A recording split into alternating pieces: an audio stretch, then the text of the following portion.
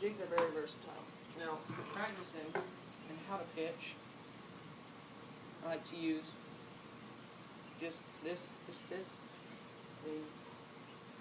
jig. You get a wrench, bend the hook off, you take the skirt off, and your final product will look like this. It's the rattle trap, jig, and the weed guard itself. Now, pitching. Pitching is very simple once you think about it. All you do is you let the drag out, you put it down to the reel, and you just flip. Okay? You just practice this motion right here. You just flip. Just flip. And basically, right when it's at a 40-degree angle, 45-degree angle, you let it go. And this will allow the jig to travel farther. Now, if you don't want it to travel far, or you're in let's say there's an overhanging tree, this is the type of situation that you would let it go on, say, a 10-degree angle. And it will allow to get under there. And this is precisely the situation that casting itself cannot get you in there. And this is why you need to pitch. This is exactly why you need to practice pitch shots. And basically, just reel it down.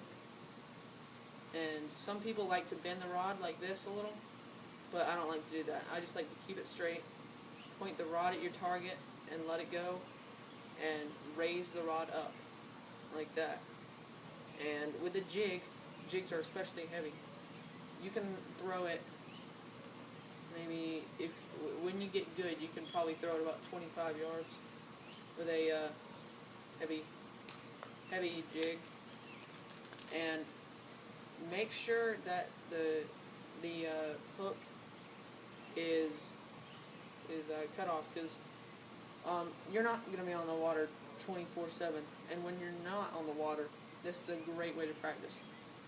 You just take the hook off, and it's basically catch proof. You know, it won't catch grass, it won't catch pets, it won't, I mean, even children won't catch them. But really, you get a bucket, great drill. You get a bucket, set it out about, I don't know, 10 yards for starters. You point your rod at the target, just let it go. And the hardest thing about pitching is the distance. You got to be great at judging distances, and this just evolves in practice. Now, for my pitching rod, I like to use a Quantum Bokeh, 7 feet, medium,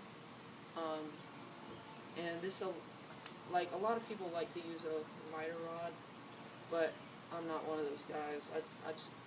I'm a very plain fisherman. And then for my reel, I use a Quantum Smoke with a 7:3:1 gear ratio, and it has a very heavy drag. So if you got that big fish on, you can crank up the drag. And then basically, if you follow these tips that I gave you on how to pitch and the jigs to use, you'll be very successful in your jig fishing.